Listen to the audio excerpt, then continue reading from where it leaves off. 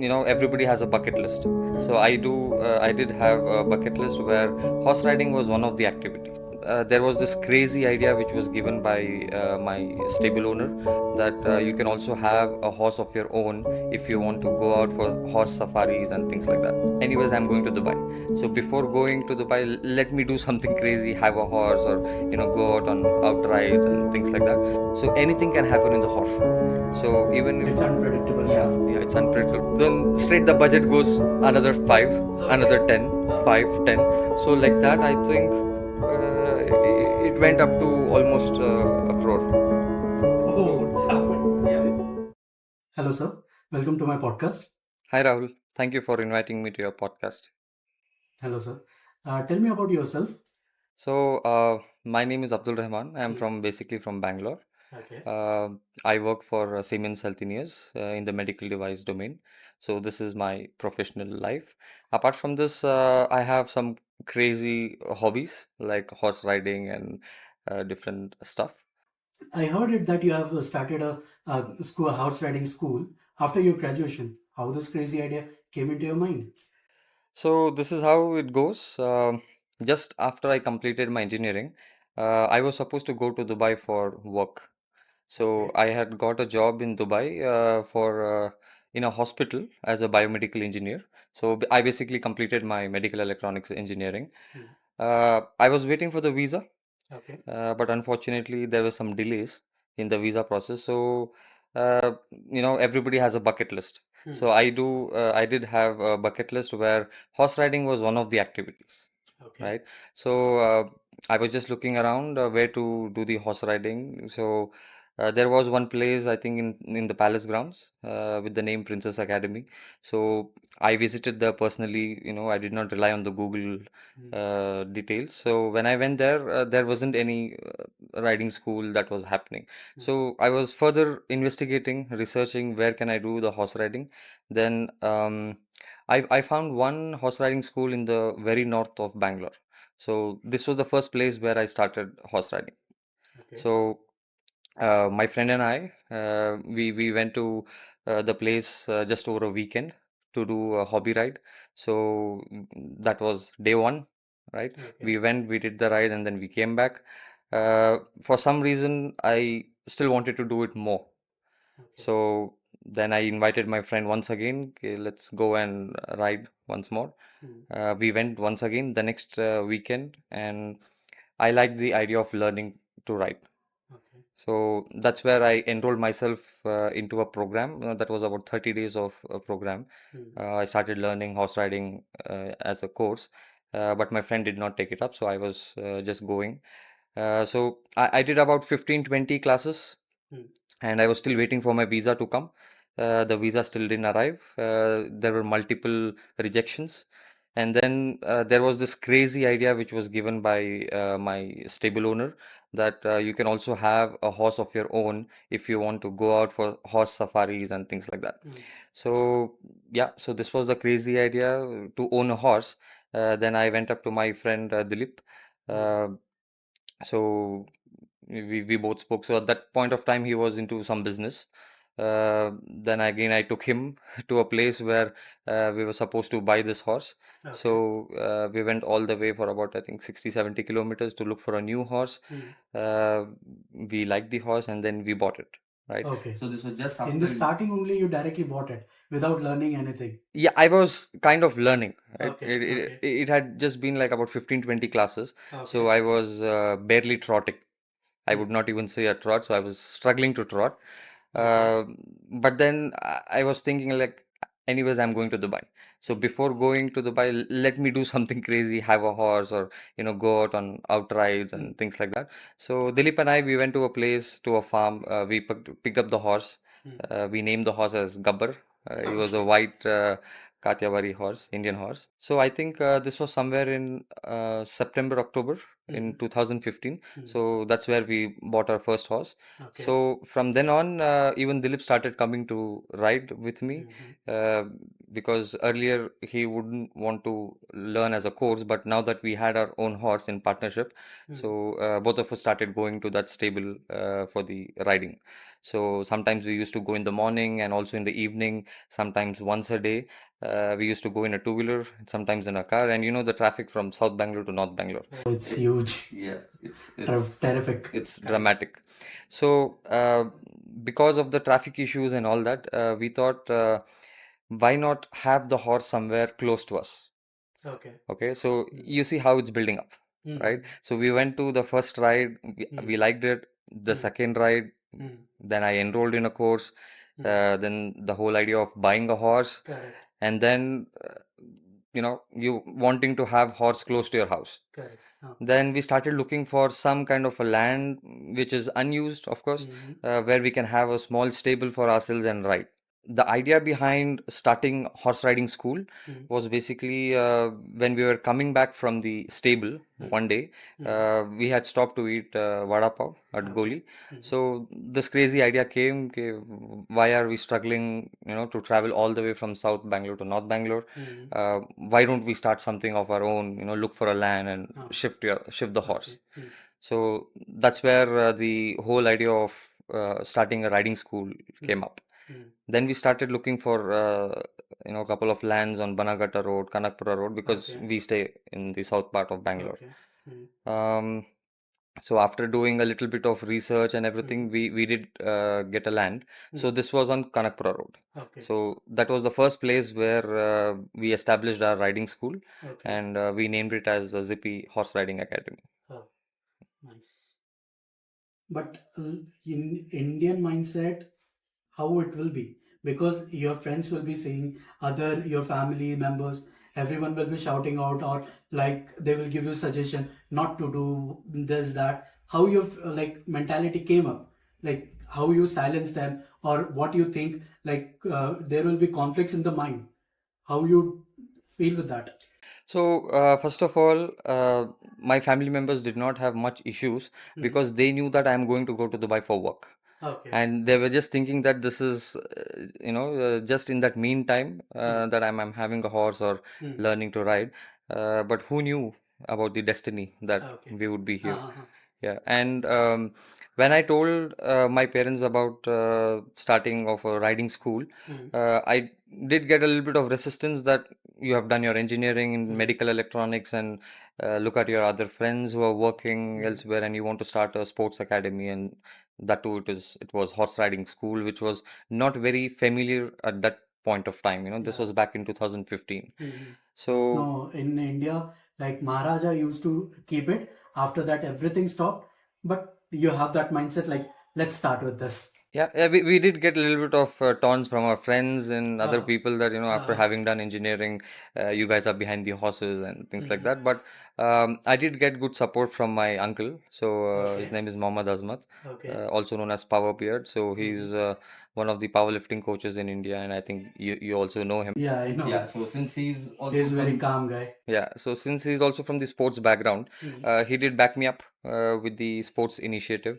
And I myself played football for college, Danan Sagar College, Okay. and I also competed in the powerlifting association at the college level, university, and state level. So having that sports background, so I was really interested to pursue this new initiative. Okay. So what thought, or like when while you will be doing the horse riding and other thing, injuries will happen, many the like very death threat kind of injuries, or like kind of like horse also will be facing with that injury, and it is a living being. Sometimes it can bite also, it can do anything. So how you didn't get a fear, or like what happened?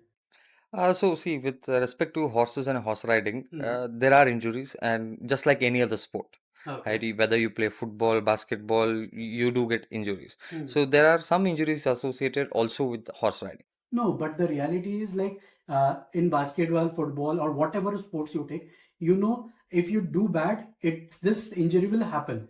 But it horse is a living being. It you don't know as a person, other person or friends, you don't know like what he can do or what that can do. So like that, horse also have their own mentality. They will also get anger and all. So you will not knowing that which horse will react to that, what or how, because you don't know the language, nothing.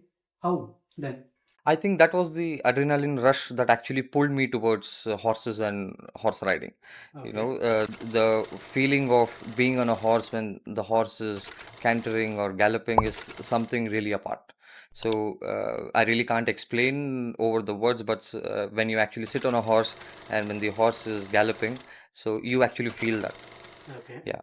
And um, see, there are different industries again within the horse riding, Okay. equestrian. Mm. So you have horse racing, you have polo, and many other sports. Uh-huh. So when you're actually learning horse riding as a simple hobby, that you know, it's like a lifestyle. Mm. So that is not really dangerous.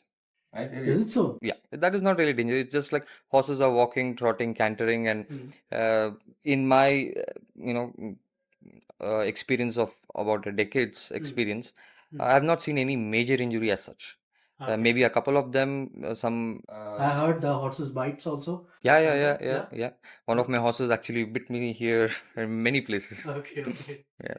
So, like, what you deal with them, or like you will stay away from that horse for a couple of days, or like you will be making them calm there only itself. So see, it's basically like every horse is different, Okay. right? Every horse has its own individual personality, just like the humans. Hmm. So some horses are friendly, Hmm. some horses are aggressive, some horses are having some mental issues because of their previous owners, Hmm. how they have been brought up. Hmm. So this needs to be addressed at a training level. So we Okay. first, as a horse owner or a business owner, we need to understand what kind of horses that we are dealing with, and Hmm. are they friendly for the other riders to Hmm. interact with. Okay. If there are some horses who actually bite, but Hmm. it's just an habit that they picked up, Hmm. or it was because of some abuse. Hmm. So we can correct it, but it Hmm. takes a lot of time, and the horse needs to start trusting us. Okay. So that is where the trust between the horse and the humans has to develop. Okay.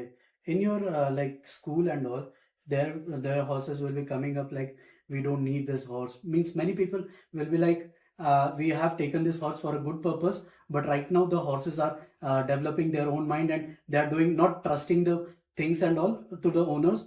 Do you like take that like that horse and train them also, or like you don't take, or what it will be? Yeah, so the problem is basically, let's say somebody has bought a horse from a tourist spot or anywhere, so and they're bringing it to a riding school. We can't really expect the results as soon as possible. So we need to give some time for the horse to settle down, and the horse needs to settle down at the place, get to know the people who are feeding and grooming the horses, and the trainer who is riding the horse. So this is a matter of, let's say, 2 to 3 months. Okay. So we cannot really expect Means anything in. you train them also. If it the horse got like little harsh and all, you will take them and you will like take them by your own, and not own means like you treat them as your own horse and you will like correct the horse kind of thing. Yeah, so these are the behavioral issues, right? Okay. So Okay. we identify the behavior and the Hmm. root cause. Okay. So sometimes during the feeding time, let's say in the Hmm. evening, Hmm. if you're close to any horse at the stable, Hmm. almost all the horses are restless. Oh, is it so? Yeah, so they keep shaking their heads, they Hmm. keep stamping the floor and Hmm. things like that, and they even start biting each other. Okay. Okay, that's because they're restless, Hmm. and also that they're happy. They can't wait for the food. Okay. So they know that this is the feeding time, Hmm. right? So they're really happy about it, Hmm. and they're restless, they're waiting for the feed. So at this point of time, if somebody is going and irritating a horse Hmm. or trying to pet Hmm. the horse doesn't really like that. Some horses Okay. may, but in general, the horses don't like that because their entire focus is towards the food. Food. Yeah. Yeah, they're waiting for the feed. Hmm. Hmm. So there are some etiquettes at the Hmm. stable that Hmm. we need to follow. Hmm. When do we touch the horse, or when Hmm. do we not go near the horse, Yeah. or how do we approach the horse? So these are some of the basics that you will be taught in any riding school for that matter. Okay. You are into the like racings and all, right? No, we are not into horse racing. So You're not no, completely. no. So in equestrian there again, like the different sports. Hmm. So in India mostly we adhere to the English style of riding, Okay. and in that it's we have show jumping, we have dressage, Hmm. we have eventing. So these three are some of the big major sports that the we have it in the country, Hmm. and amongst these three. Worldwide, if you see, it's the dressage that is more famous. Okay. and people are into dressage. Dressage means what? It will be a show kind of thing, or how it will be? Yeah, it's a simple exam, I would say, Okay. where the horse and the rider, Hmm. they are both judged together. So there are some points for the horse, Hmm. some points for the rider, and both of them together, how they're Okay. performing. And How this their is, elegance will look yeah, like. this is just about their rideability. Okay. Yeah, so Hmm. there would be exam paper that would be given to the riders well in advance, and the rider and the horse practices that paper time and again, Okay. right? Hmm. And then they come out and perform. So when they're doing this, we really can't say that even if the practice was 100% correct, Hmm. it would be the same even on the uh, horse show day. Okay. Yeah, so anything can happen in the horse show. So even if It's unpredictable kind of thing. yeah, it's unpredictable. Let's say the dressage paper is going on, and there is a dog that's just running and coming towards the arena. The horse gets spooked, you know, Okay. and instead of going forward in the canter, the horse is rearing up or just going on the right side. So anything can happen. Oh, is it so? Yeah, yeah. So it's The more of rider a will be also get shaky that time because Indeed, like indeed.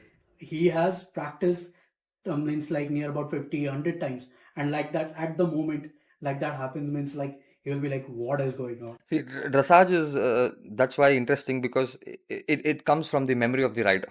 Okay. Right? So the rider has practiced, but some riders who are having issues to deal with the exam or these kind of issues where the rider is kind of nervous in performing in front of people. Okay. Yeah, that's where let's say while doing the course, the rider forgets a move.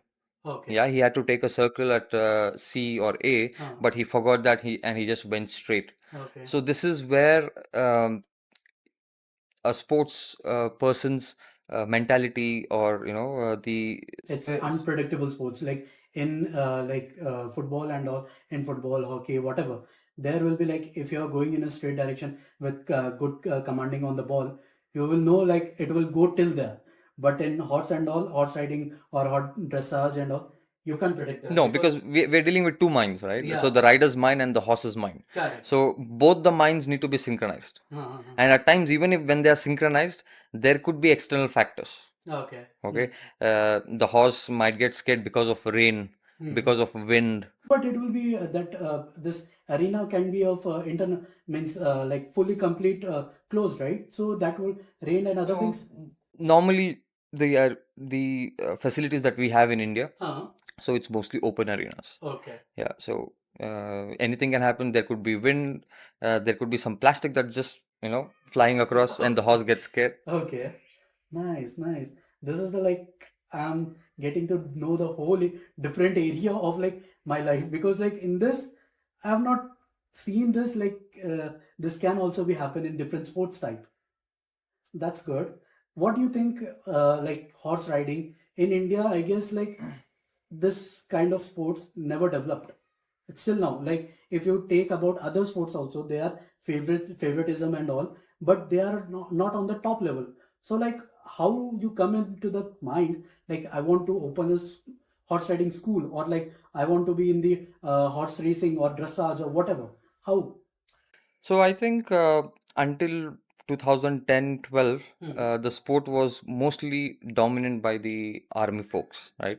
Is it so? Armed force does that? Yeah, yeah, yeah. And they are the ones who've been doing all this while. Oh, So okay. we do have different army centers across If the we cities. guess like if we see about army, we will get to know only about the like fighting on the borders and other stuff. In the sports of that too of horse riding means we have known that many players come up in hockey, in football, many other stuff. But horse riding also Yeah, new to me. army also has their own Cavalry, I Yes, guess. Yeah. yes, yes. And across different cities, they're also having the army centers for horse riding, and Okay. even the public are allowed to. We are allowed. Yes, Can we go? yes, yes. Okay. So in Bangalore, I think there's one army center Mhm. that's near, I think, Koramangala. Okay. So even the civilians are allowed to go and take lessons. Of course, there are some restrictions on the timing and all of that, Okay. but civilians can go and learn in the army What I center. know is in army camp and all, no civilians are allowed, only army persons or No, no, no, no. dependent of them only. No. But this is something new to me and the whole thing. So what they do? What kind of things they do? Like the same, the show jumping, dressage, eventing, and all of that. But they do have some good facilities. So until I think 2010, 2012, it was mostly dominated by the army folks. Okay. And then more and more riding schools started coming in, the private riding schools. Okay. And I think after the COVID phase, that's when people realized that they need to start exploring sports that are non-contact. Means that are in natural kind of thing. No, that means let's say a football or a basketball match. So you have 10 on 10, Yeah. or 11 on 11 people. So it's a full contact sport. You will be Okay. coming in contact with people. But what happened after COVID was people started exploring something which they can do with least contact. Okay. For example, badminton, right? It's only two people. Sure. So you don't need anybody. Two And or four? yeah, two and four. And you don't really come in contact with them, Yes. right? Your whole game. Not really. Yeah. Whole game finished. Done. Exactly. Yeah. And then there are many other sports like this, non-contact sports. So similarly, horse riding or equestrian is one of the sports Okay. where this can be least contact. It's nothing like non-contact, but this could be the least contact sport where With the people, with not the with people. the Yeah. horses and all, right? With the people. Yeah. So that's how the COVID impacted, right? So people started exploring this more and more, and Okay. I think we got so many inquiries during the COVID time. That people wanted to learn horse riding, and most of them were working from home, studying from home. They had ample of time to do something new, and maybe like me, many people wanted to take their bucket. Okay. Nice. So, yeah, so many people started coming out for exploring new things, and I think the sport really picked up after the Okay. COVID phase. And in Bangalore alone, I think there should be at least, I'm saying, minimum 10 riding schools. In Bangalore. In Bangalore, yes. 10. I think more than 10. Okay. And they are profitable and like because not much people were willing to come, right? So are they like making good enough or how it will be? So, as a business, it is still difficult to run a riding school because it takes a lot of money Yeah, to because maintain a it's a horse. living thing. You have to feed them, you have to take care of them, you have to groom them. Many But things. out of these 10, 12, 15 riding schools that are there in Bangalore, some of the stables Okay. were actually started because they could not find a facility near to their place. And it Okay. was a lot of difficulty for them to go about. Yeah, And and people Bangalore is a huge traffic. Yeah. So people who had their own lands Huh. or who were really interested to do something in the equestrian sport or with the horses, they started exploring themselves by having their own setup. So Okay. that's how many of the riding schools in India actually came up. Oh. Not really like a business. Uh-huh. Most of them that I know, They love kind they of. started maybe just with the idea of having a horse and Okay. having a facility for themselves. Okay. And then eventually they had to open it up as a riding school because, of course, you also need to maintain the horses. Yeah, because what once I seen that, or like when I was googling or something, I got to know for one horse for a month it will take near about 20 to 30K kind of thing, and it is a huge. Your someone's it will be a monthly salary. So it is a huge benchmark for a dog also. People think about it, like many people think like it will be we can do it or not, but otherwise it is a living being. If we take it and leave it, it won't be good for that. And they have also mental physical abilities, so they will also be thinking about us. It will not be good. So like that horse, and that to 20 to 30K, it is very big. Yeah, I mean, it is subjective. If you actually go to a well-established riding school, then No, well established, yeah, it will be because they have chunk of that money which they can back up. But in Bangalore, 10 to 15, if I heard about two or three or five, it because the Bangalore has that kind of capacity of people, but owning 10, 15, 20, it's a huge deal. And you are in that one person also. That is a big deal for me. So, sir, what is the like future of the sports in India or like in the world? What do you think? So, with respect to India, at least Mhm. I can say that the future is very bright. I can see there's so many riding schools that are opening up. Okay. More and more facilities are coming in. Internationally or nationally, what do you think about Both. that? Okay. And with respect to our country, I see a lot of growth and potential in this sport and in the business. You might Just have giving you seen. an example. Okay. So when I was competing in 2017, you know, in there are different categories in the show jumping sport. Okay. So the 60 centimeters, 80 centimeters, 100 centimeters, 120 likewise. 120 also horse jumps? Yes, indeed. Yeah. Okay. We can get to it. Yeah, sure. So back then in 2017, there used to be about 20, 30 entries. Okay. Okay. And from India. From in Bangalore in the horse Okay. show, about Oh. 20 to 30 entries in the competition. Okay. So today, if you go to the same show, Hmm. that's the Equestrian Premier League, that's hosted by Embassy Group at the Embassy International Riding School. So Okay. if you go and see one of their shows, you will find about 120, 130 entries in the same category. So Okay. where we started 2017, 2018, we're about 20, 30 entries, Yeah. max. And then now we have easy. Every show has 100 plus entries in that category. Oh, that's huge. Yeah. So That's 200 to 300% growth. people have really come in, and not only that, with respect to the entries, people have also started owning their own horses. Yeah, earlier the ratio was very less. So people used to mostly depend on the horses provided by the riding school. Okay. But now people are buying their own horses. You know, they are stabling them at different riding schools. They're training the horses, and some are even importing the horses from Europe and different places. Oh, from there. Yeah. So that's how the sport is growing. Okay. And you know, we have show jumping and dressage. More than the dressage, I think people are mostly interested into show jumping because of that adrenaline rush and Okay, the, you know, the feel they get when the horse is jumping with them. And it is, I guess, 120 centimeter means for 1 or 2 seconds, horse will be in the air. Yeah, that the air time depends on the horse. Yeah, so sometimes the horses take a big leap, so Okay. that maybe more than a second or 2 seconds that's there. Mm. So the sport is growing. There is nothing looking back, and people have been really creative. They're coming up with different programs and different business modules, and not only that, I also see that there are so many international schools who have actually started Investing in India. yeah, started taking equestrian or horse riding as a sport within their curriculum. So I've been getting a lot of inquiries to set up a horse riding facility at their school campus or run the horse riding program for the school kids and things like that. So I think there has been interest from all the sides. So people are interested to own the horses. They want to compete in higher categories. Some are even traveling abroad for the competitions. For competition For the abroad. competitions, yeah. Means like they are spending near about for one competition, they're spending about 20K or like 40K, 60K kind of money. So one competition abroad, you would be easily spending about 5 lakh minimum, bare minimum. Oh, damn it. Yeah. And it is not from Bangalore, you are saying internationally means it will, all India people will be coming up. Yeah, yeah. And Potential is growth. What I did not thought of, like horse riding, you will not seeing the kids or someone will be playing here and there, and which is never thought of. and you know there are some big companies as well who are actually sponsoring good riders.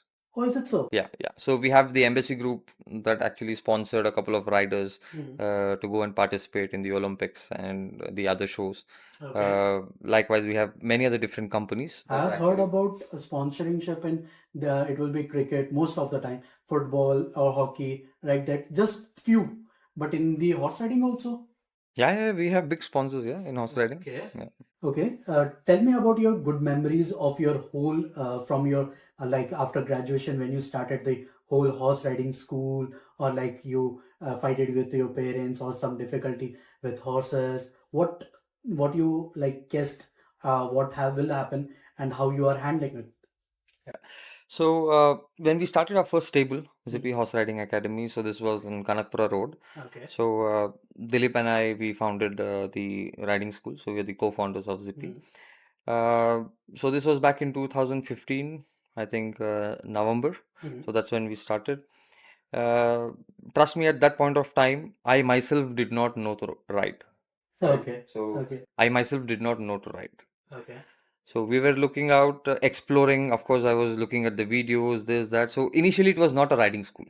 So it was just meant to be a facility for ourselves first, Okay. that we get to ride, and then we started looking out for some good trainers who are well versed with the training part and everything.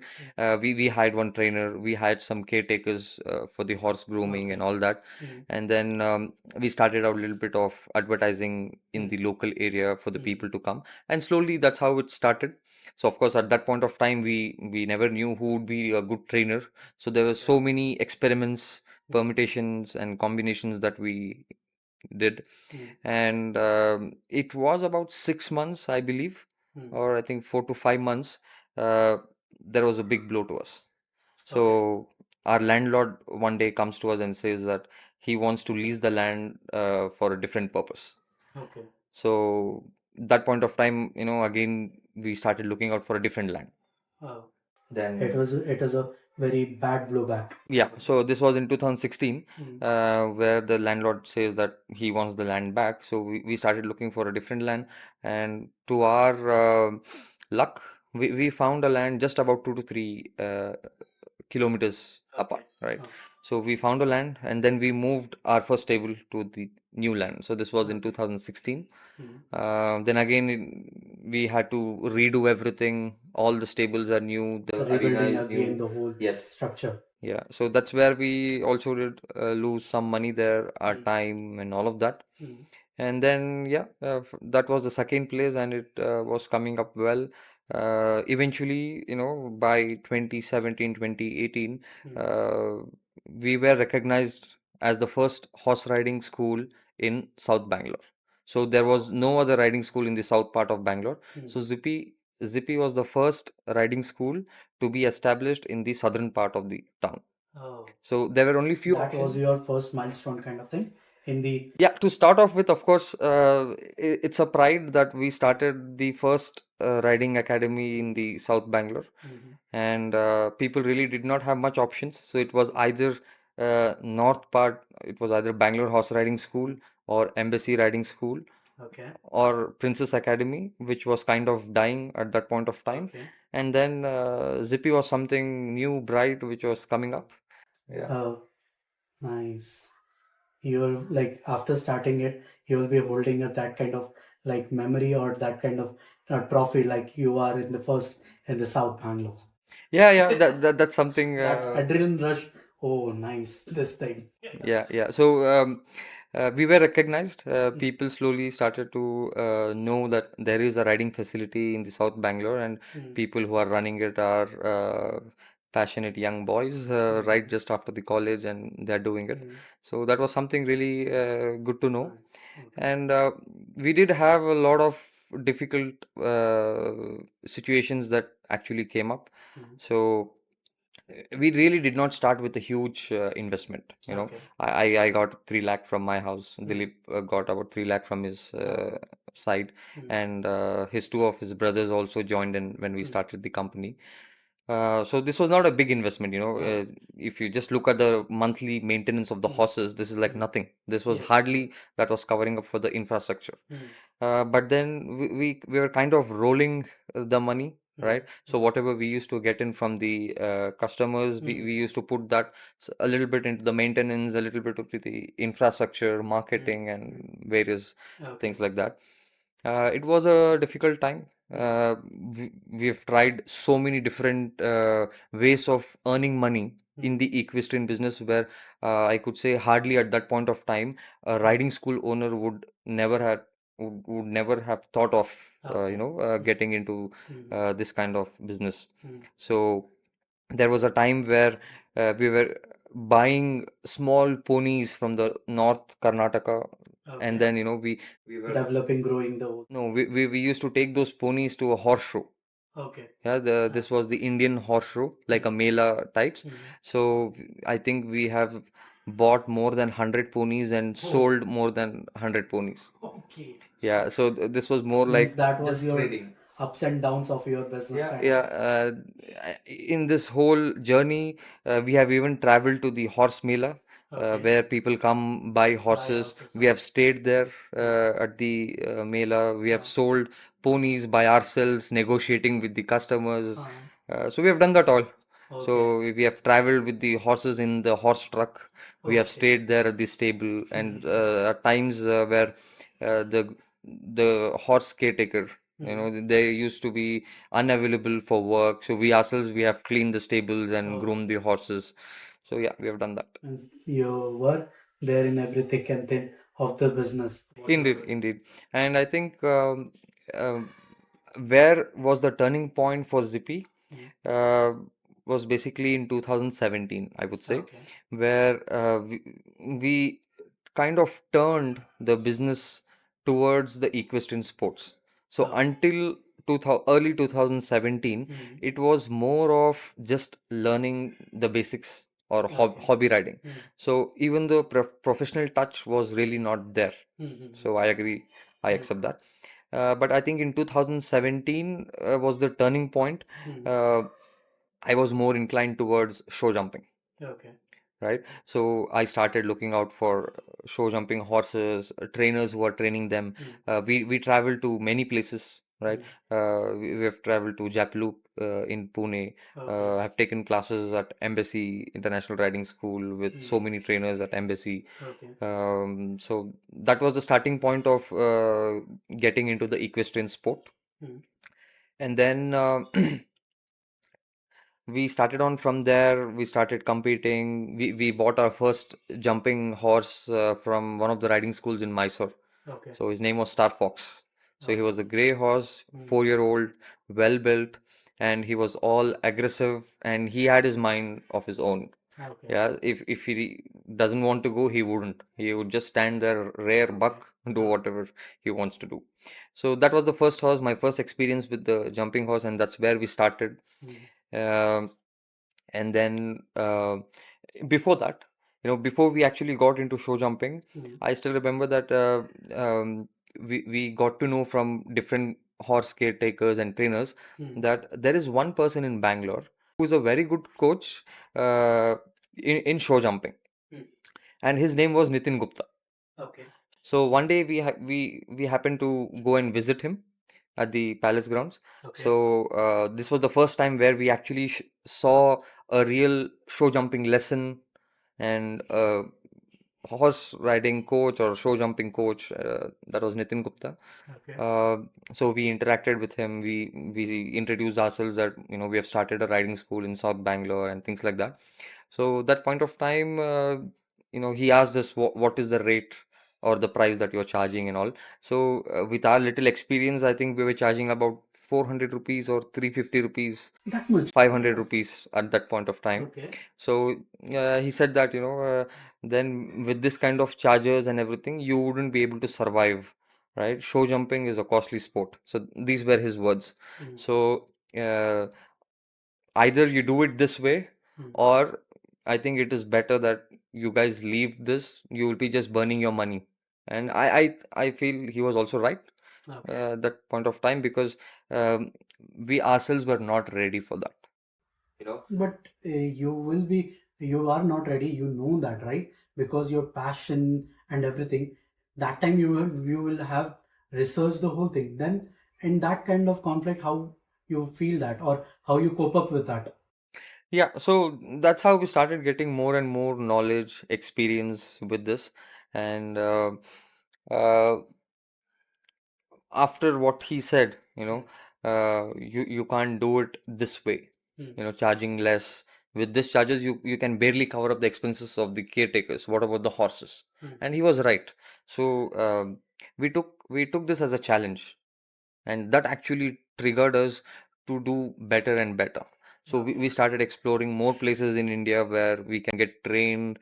All of it, I went to Japloop, got trained I heard under that Rohan. you went to other international also for like get you trained or other things. Yeah, that was in the later part. So I'm, Okay. I'm talking about way back in 2016. So Oh, where we had this idea of, let's do better. Let's get into the equestrian sport. okay. And show jumping was what we were targeting. Okay. And that's how we met many people in the industry. We learned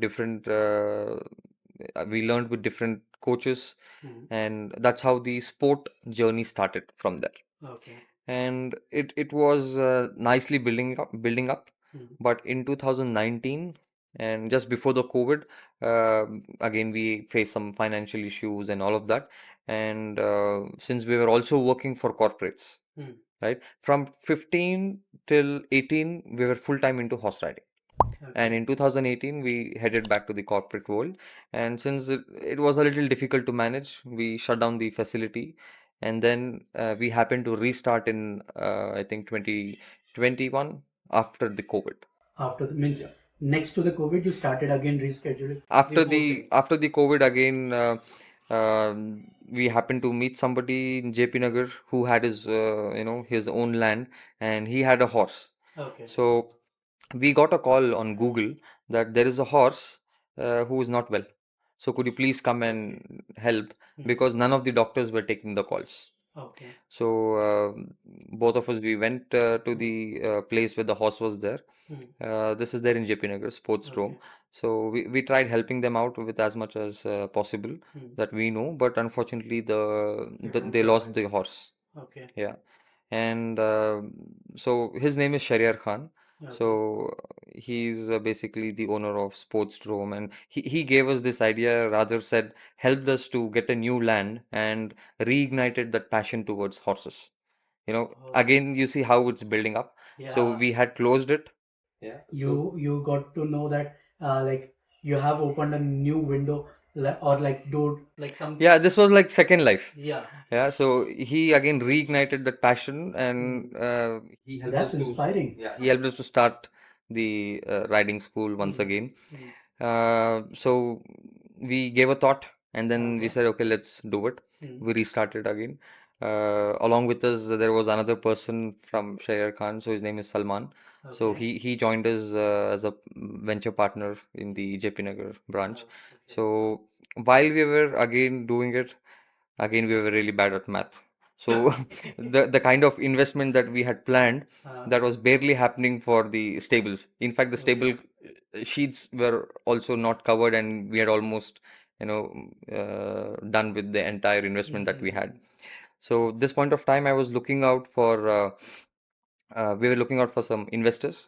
So one of my friend Nauman, so he's basically his village is in Maralwadi in South Bangalore, and he happened to say me that there's one person near my house who's very interested in horses, and he's building up stables and everything, and he asked me to just meet this person. So his name is Narsim Murthy, sir. So I went to his village someday for some work. I think it was a festival or something like that. So I happened to meet him. So gave a brief intro about how I started the journey, and how it all happened. And right now we are here at a place, and we are looking out for some kind of investments if you are interested. So he gave it a thought, and he was actually interested, and he was happy because he himself was building up stables, so he wanted horses. And He was also interested. It's a win-win situation kind of. yeah, I think he wanted some help with the horses and everything, and he said a yes. He asked me to meet at the place, I think the next week. So then we went back, I went back, I told Dilip, and then we started making a presentation that this is what we are doing and all of that. So the initial ask was 10 lakh. Okay, so again we were very bad at the math. So we thought again we will be able to finish everything in 10 lakhs. No, in 10 lakhs, well, like right now, many of our seeing the Shark Tanks and all. So like 10 lakhs are for what equity? Yeah. No, so we were asking like 10 lakhs. Okay, we have some work pending, we want to finish, and we are short with 10 lakhs. So we're looking for 10 lakhs. Like I said, we were bad at math. And he happened to come to the stable, see what's happening, and all of that. And after that first discussion, I think in the first meeting itself, from 10, we went till I think 25 or 30.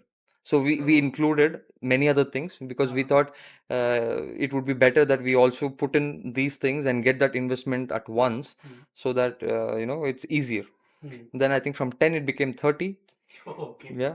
Then we had multiple meetings. 300% jump. Yeah, then we had multiple meetings with him.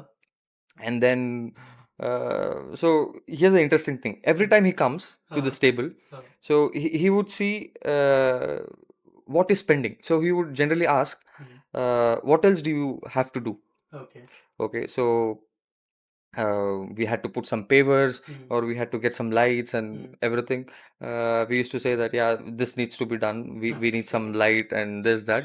And he would say, okay, get it done. Okay, then straight the budget goes another 5, another 10, 5, 10. So like that, I think it went up to almost a crore. Oh, damn it. Yeah. So this I'm just talking about the initial investment for the No, that's fine. 1 CR is not a big deal in a business investment. But for a horse riding, like school and all, 1 CR in India, if it will be Germany and all, many people does that. So there I can understand. But in India, 1 CR spending in the like school of riding. No, there are many riding schools where they put in that investment, but just look at how we are scaling up. Now that I've told you everything, so we were short with only 10 lakh, very bad math. We would have never completed even the stables with those 10 lakhs. But I think Narsimurthy sir knew that the math is very bad. His experience. Yeah, so we had multiple meetings on what is pending and all of that. So every time we met, it just kept going on above to a point where it hit 1 crore easy. Okay. And I'm just talking about the investments. This we have not yet started the functioning of the riding school. Not rolling up nothing. Nothing. So it was just the initial investments. So that's how it started. Then we had our first show season. We had one rider from Mangalore, Arman, who joined us. So he was our first rider in the sports team. And then there were many other riders who came up. So I think there was Mohak, Tushita, that I recall of. Uh, then there was Dia, many people. And Bharat joined us from Stallions Valley riding school. So I could see, yeah, it was all building up. So at that point of time, the feeling was like we were all meant to be there that point of time to do this. Okay, this had to come up this way. Yeah, it happened. And then the first season over, then that's where you asked me that I went abroad. So we wanted to scale up. So we did with the thoroughbreds, with the Indian horses. We competed in the meter classes with the thoroughbreds that we had, and we thought there was a gap in the industry. We need to bring in good sport horses who are well experienced and skilled, and that needs to be as part of the club for the riders. Otherwise every time we say the rider has to own the horse, and it becomes a very costly sport. So this idea was pitched in, and Nasimurthy sir said, yes, let's do it. So again we are talking about more than a crores investment again. Yes. So from 1 crore now we're moving to 2 crores. Yeah. Yeah. I like this guy now. Yeah. I think you should meet him. Yeah. So then we again made a plan, how many horses we're going to import, which countries we're going to travel, and all of that. I think this was last year that we went to Europe. We went to Germany, we went to France, Netherlands, Belgium. So, but we happened to pick horses, one from Germany and one from, no, actually both the horses from France. So we had seen one horse in Germany, but we picked up both the horses from France. Yes. So the French Yeah. horses. But for importing from there, import tax, no, it will kill. Yeah, it's a matter of about 40 lakh, 50 lakh. For 1 house, For one keeping up. Yeah, so I'm just talking about the horse, 40, 50 lakh. And then That to transporting, it is not about. no. In talking about the complete thing. So if you need a good horse, you have to keep about 40, 50 lakh. I'm just talking about the horse's money. But what about your transport? Yeah, your movement, your stay, and your time in the country, roaming around the cities, going from one stable to another stable, trying out the different horses. And that was first time for me. So everything was a great experience. I got to learn many things. There are different cultures, different ways of eating, sleeping, riding horses, all of it. Yeah. So and then the horses came, more and more riders started coming in, and all of that. And then I think last year Yeah. So I decided to move on, so to a new chapter. So I'm right now out of the Zippy Zippy. Equestrian. Okay. So now I'm looking more at the consulting model. Okay. So I have started something of my own as a Shariff Equestrian. Okay. So I am based out of Electronic City. There's one riding school in Electronic City with the name Highfield Equestrian. Okay. So I'm basically based out from there. And right now I'm consulting other riding schools who are actually wanting to come up and do better than what they're doing currently. So Okay. I've also consulted a couple of riding schools in the past Hmm. with this model, Hmm. and there are also some enthusiastic riders from Hyderabad that I can Oh. name off. So there is Okay. just one Sanjeet, Hasham, and different people Hmm. who are also interested to be associated with me and go grow together in this Yeah. sport. So with this concept, I kind of started a sports team with the name Team Sheriff. Okay. So where Means not owning the whole school, but just consulting how to grow a school and yeah, teach them how to ride and all, right? right now I'm just working on that model. So Okay. anybody who needs any help Hmm. with equestrian sport, Hmm. whether be it establishing a riding facility, having a horse riding program run in a school, Okay. or maybe some clinics at their own facility, Hmm. or horse training, anything to deal with equestrian, I'm operating on a consulting model. Okay. And with me, I have Rajan as my uh, the most important person for me in this Okay. sport because Okay. he takes all of my headaches. So Okay. he's He's kind of assistant to you. he's the trainer at Highfield Equestrian. Okay. Highfield is owned by Surya and Mr. Kanda Vadivel. Uh, so he's working there as a trainer, and I'm operating from there. I'm consulting across cities, and different riders are there. Okay. So let's see how this new chapter Okay. So this is your next plan of the the thing, plan right? is already in motion. So I Okay. have started something called a Sheriff Equestrian, Hmm. and under that is Team Sheriff as a sports team, Hmm. where I'm consulting people, helping them out, growing together as a team. Hmm. And I'm also within Sheriff Equestrian, I'm also consulting schools and other riding schools, Hmm. academic and riding schools who would Hmm. want to have some kind of supporting or a consulting firm or a backup Hmm. where they would want to take this sport. I have a one itching question. Yeah. I forgot to ask in the starting, but right now I will shoot it up. Like, what does that equestrian means? Because every horse, it can taken as a horse school or this, or like if a rider is coming up, you can say directly like, I'm going to horse riding show and all. But they will be saying equestrian this, that. What that means? So equestrian actually comes from the roots are from Latin, Hmm. right? Equus is meaning horse, and then eques is like the horse rider. And Okay. I think somewhere in 17th century, that's where the English influence came in, and it became equestrian. Something Oh, to do with horse riding or okay. horses. So that's how it is. Oh, so why can't we convert it in the air? Because like right now India is growing like a very tremendous thing.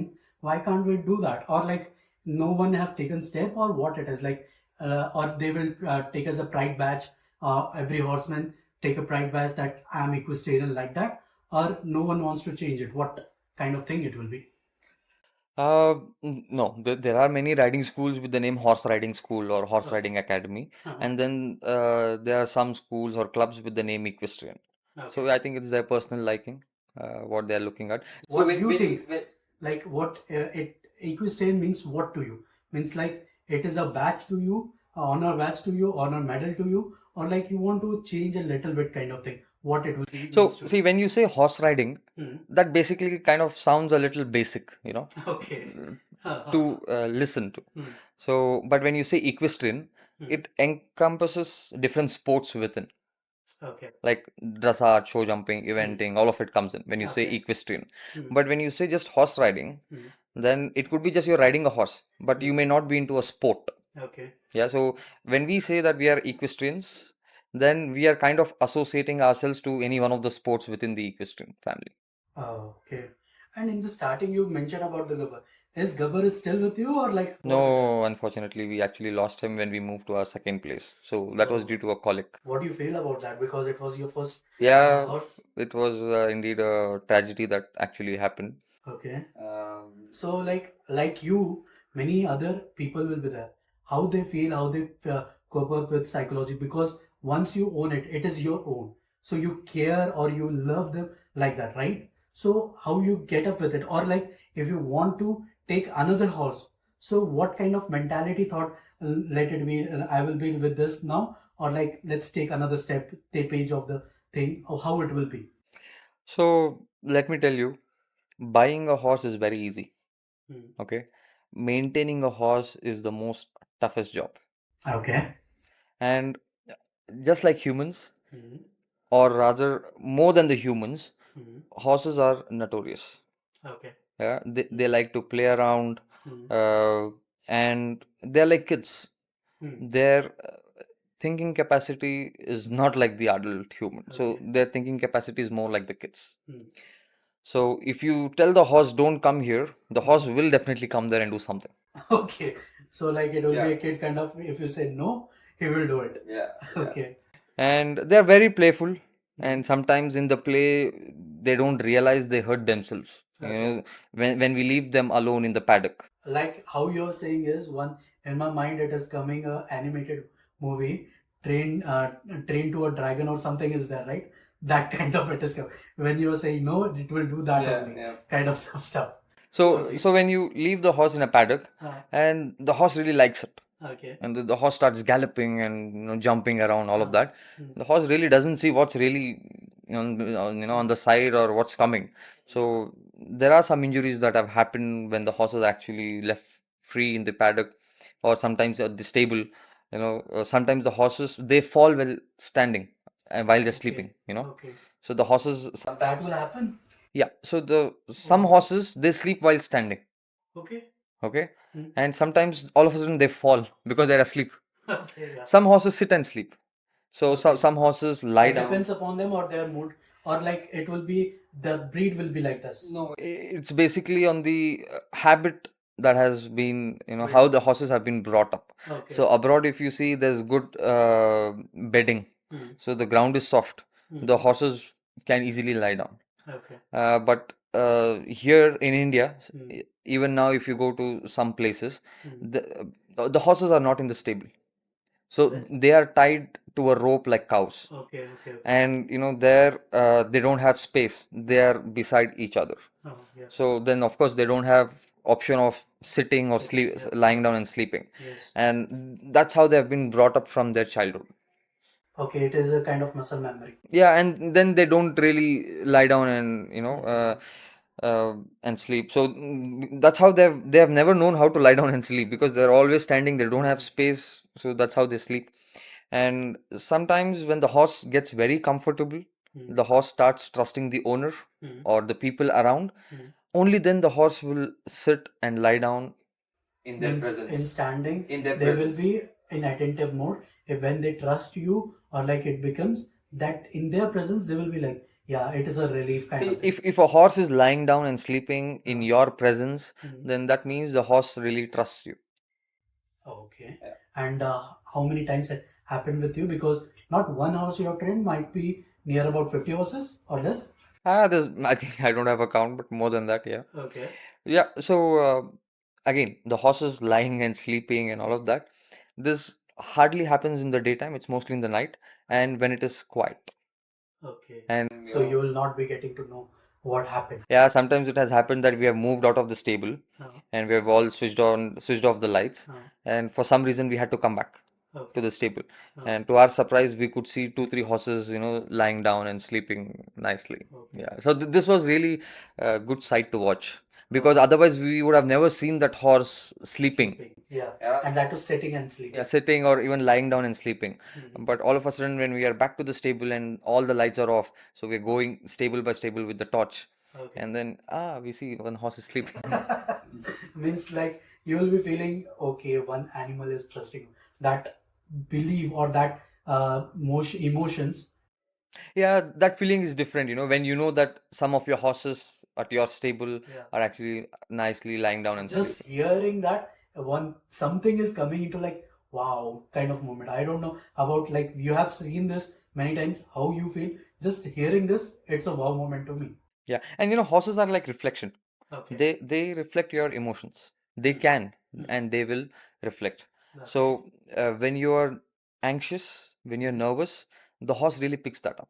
Okay. Okay, let's say when you're doing a show jumping round, and if the rider is anxious, Mm. the horse also starts getting that anxiety. The rider starts transferring that anxiety to the horse. Okay. Okay. And if the rider is brave, Mm. if the rider is bold, Mm. and somehow the rider connects with the horse, and the horse is picking up that braveness and boldness from the rider, Mm. even though the horse might not really be trained to jump that height, Mm. or the horse might not really be trained to jump on a hurdle Mm. of a different color. The horse is seeing it for the first time, Okay. but with the rider's Confidence. braveness, confidence, and that energy, the Mm. horse still takes it up. Okay. And other way around also, if the Okay. horse is well trained, Mm-hmm. the horse has been doing this all his life, Mm-hmm. completely. But when a rider who is inexperienced, Okay. who is not very brave, Mm-hmm. who's scared, and he's not letting the horse to go, and he's just trying to stop the horse, Stop. then even the Grand Prix horses Mm-hmm. will stop. Oh. Yeah. So it might have happened with you also. How you feel that? Like, Yeah, this is what right now? Anything like, just say Gabbar. Gabbar, what are you doing? What you will be like straddling in the like there at that moment, or you will take that horse to the back to the stable, or make them calm, or what you will do? Yeah, I've never really competed with Gabbar because he was the Indian horse. Okay. Yeah, so No, I'm just saying example because Yeah. I don't know what names you have given to them. Right now, I just know Gabbar and one more, the grey horse you have Star mentioned, Fox. right? Star Fox, yeah. That only I know. Okay, so horses stopping in the show, Mhm. in show jumping, Mhm. this is something very common, right? Is it so? Yeah, yeah. It's not something. They will detect your marks, right? Yeah, you are eliminated. Yeah, if the horse stops. Not detected, eliminated. If Right? it's two times, then you are eliminated. Okay. So this This is keeps not harsh. happening. Yeah, this keeps happening, but that's how you eventually learn. Okay. See, it's always a new horse, a new rider, terrible combination. Okay. A new horse, a new rider, Oh. the most terrible combination. Okay. So it has to always be experienced horse, experienced or inexperienced rider, doesn't matter. Hmm. So the horse is at least experienced, Okay. or But experienced but rider, new horse. Okay, I get to one point. If it is horse is experienced, but the rider is new, that aura will be different. So the horse will be picked up that aura, and it will do other stuff. But at least to some extent, Uh-huh. where the horse is comfortable. So the horses are also having some comfort zone. Okay. Okay, let's say a Grand Prix horse who's jumping 140, 150. Oh, that much also. You told me about 120. Now we're talking about 140, Yeah. So a horse like that, Okay. so his comfort zone will be somewhere near 80 centimeters, 100 centimeters. Mhm. So even if a bad rider is riding that horse, Mm. right? I would not say a bad rider, maybe inexperienced rider. Mm.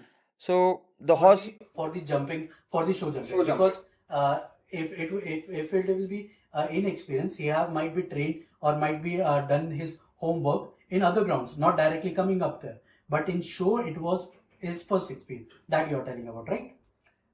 both the ways. Okay. Let's say the rider has not done many shows, and the horse is also new to the arena but experienced. But still, there is some comfort zone, okay, where the horse would still take the rider and go. Even if the rider is not willing from the heart, the rider is scared, the horse also has some comfort zone. The horse also wants to jump, but to some extent. So the horse will manage. So Okay. that's why we say it's always a partnership, the horse and the rider. So that's how you do it. If the rider is really not willing and the horse is also not willing, then you don't even cross fence number one. If the horse is not willing, what you will do? Yeah, but if there is an experienced rider Huh. who has been with the horses who have not been jumping, but he's motivating the horse, he's giving that positive energy, or he's giving those right aids for the horse to feel confident. Okay. Because see, the horse also, let's say we want to jump from one place to another, right? If it's a small gap, we can stand and jump. Okay. If the gap increases, we would take a little bit run up. If the gap is more, we come little faster, right? Yeah. and then jump. So the horse also calculates that way. Okay. So even if the rider is not with that complete impulsion towards the jump, the horse knows at what speed or impulsion he will be able to clear this. Okay. So that way Hurdle. the horse starts managing. Now Okay. let's say we get a jump of 120 centimeters and the rider is not at all prepared for that height, and the rider is riding like he's jumping 60 centimeters, sitting tight and holding and all of that. Then the horse knows that rider is not ready for this. He's not allowing me to go and jump. Okay. And how many jumps should I manage? Maybe jump number one, the horse goes, even though rider is holding, the horse is having that energy, impulsion, and experience. The horse jumps. Okay. Then again, the rider is pulling back. It's like jump number two comes, but the horse is still managing number two. The rider is not helping the horse. In fact, the rider is acting against the horse, right? Not allowing him to go, keeping the horse in a very small canter or not collected and things like that. Then the horse starts thinking, okay, now next jump, oh, it's big. I will not go because he's not ready. He's not allowing me. What if he pulls me on the jump? Then I fall on the jump. I don't want to take this risk. Yeah. So they calculate the risk. Horses also calculate the risk. And if they feel with my ability and the ability of my rider, I will not be able to clear this. So I'm not going. He will stop then. Yeah, he is just going to stop there. Okay. Yeah, because he knows. Or let's say the same horse, same jump, but with an experienced rider who at that point of time when horse had this doubt whether I will clear it or not, the rider is giving that right leg aid or the right energy to the horse will still clear it.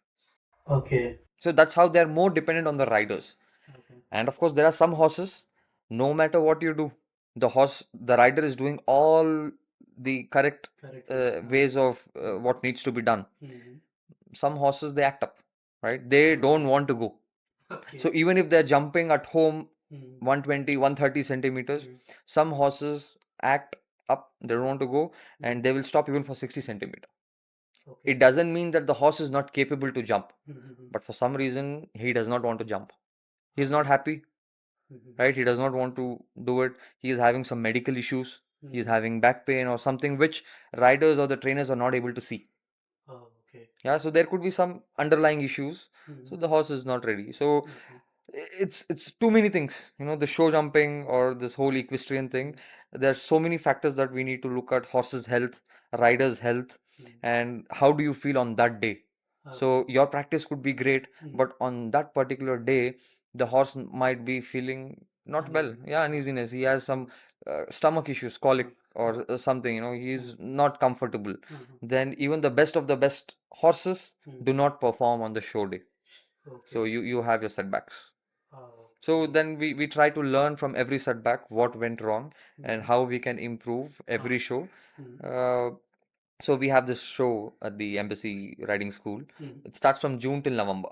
So this is the EPL, Equestrian Premier League, and this is like a league. So every month's points get added up for the grand finale.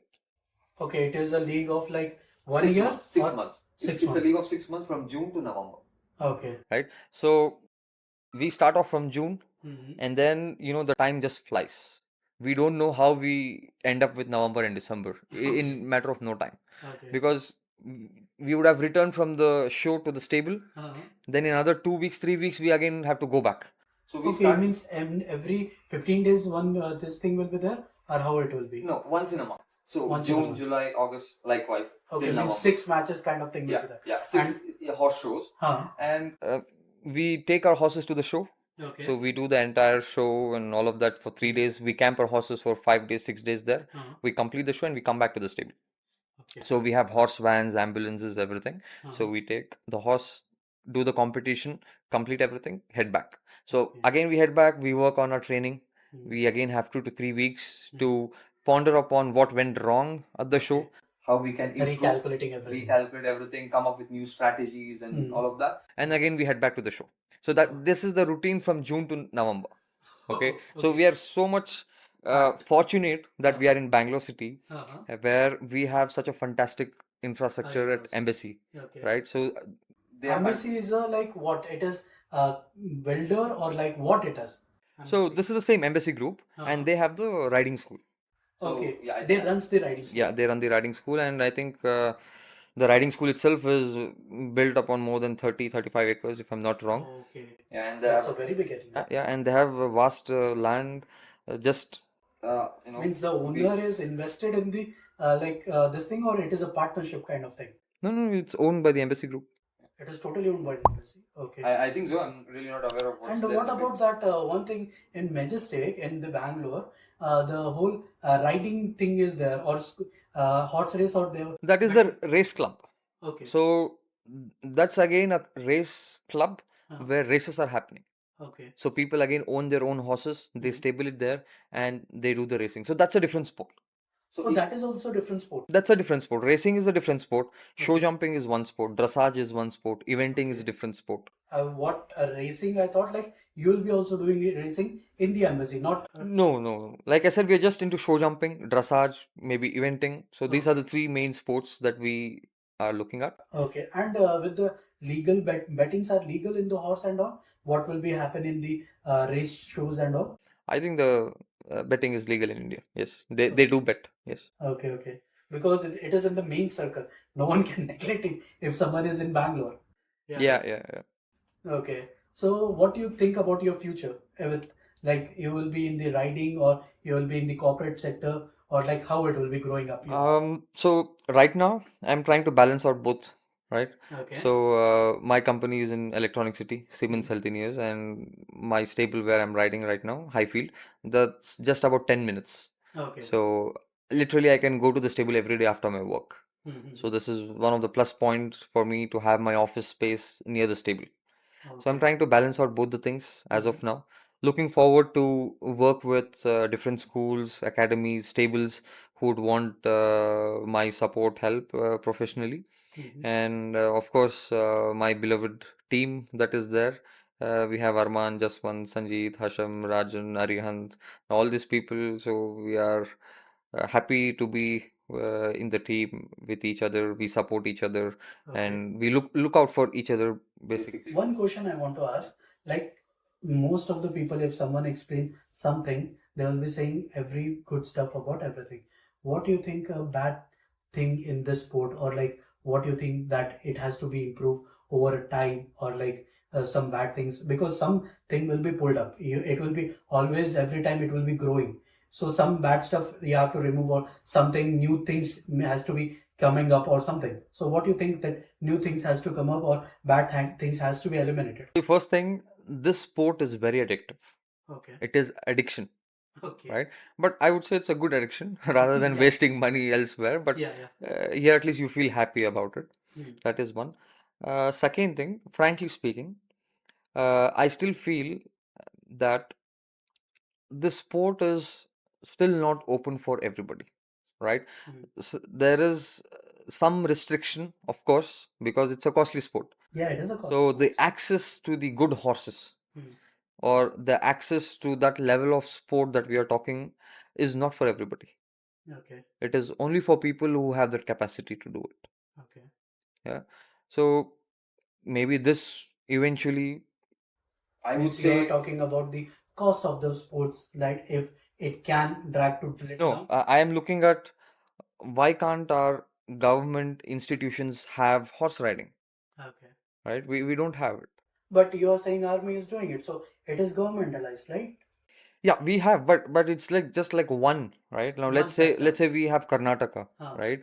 So we have Army Center in Bangalore. correct. So we have it. So Yes. there is some access, public access given. Hmm. But what about the other cities? So there has to be like how we have government schools, right? Yeah. We have government schools in every town, every city. So Hmm. I think there has to be a government initiative, not only in equestrian sport, Hmm. all the sports where there is some lag, right? Okay. We identify those areas, and I think there has to be at least one government funded or like a riding school where there are some good horses Hmm. where people can ride, compete based on merit. Okay. You Hmm. know, government I know that government is also funding many other sports. There are so many schemes where people take scholarships and things like that. So I think there can also be something on this. Maybe not to an extent that we are completely, blowing away the money, but there can be some basic facility with some good horses that can be given to the riders who are uh, But if capable. you are saying about the government funds, why they will be taking from the international because international horses are from the Germany, from France. They are very thoroughbred and they are very good. But Indian breeds are not that much good. What I do know. No, we also have army bred horses. Okay. So they are also well capable of jumping Okay. and doing the other sports and all of that. But again, they're also costly to maintain, or their pricing is also costly. What I'm saying is there can be some initiatives where government identifies some good people who are capable or who have the merit to come up, right? So these people can be funded, scholarships can be given to these people so that we also have some balance in the industry. So we also have. And people also think like yeah, we can go to horse riding or like horse racing and all because government is funding. It will be no second thought will come, oh, this much money, this that other No, thing. exactly. So what I'm saying is right now, let's say if somebody is competing at Olympics, Yeah. right? In most of the cases, people are there because they have the funds to do it. Yeah, means big shot people. Yes, because they have the funds to do it. They have the capacity to do it. But it doesn't mean that somebody who does not have the capacity has the capacity to do it. He is not a good rider or he does not belong there. Okay. So he may equally be capable to go and compete in the international shows and represent our country. Okay. But there isn't a good platform where the skill can be identified and nurtured. Okay. Yeah, but I think we did have some people where embassy also sponsored their coaches and other people. So that is one exemption. But otherwise, I think there has to be more sponsors who who can look at sponsoring people, irrespective of their background, that is related to their capacity. So people should look at their skills and nurture it. Okay, right now, which horse is your favorite? I want to ask because Gabbar is no more. Sorry for that, your loss, and it was a good horse. Nice to hear about that. But right now, which horse? So, I still ride long range in my dreams. So, yeah, long range is one of my favorite horses that I had in Zippy. So, yeah, I still do Means in feel your it. dreams, if you're thinking about some horse, means it will be like you are loving it, that horse, that ability of that horse, right? Yeah. Nice one. So thank you, sir. Thank you so much, Have a Rahul. nice It was day. pleasure. Yeah. Yeah. All the best for your podcast.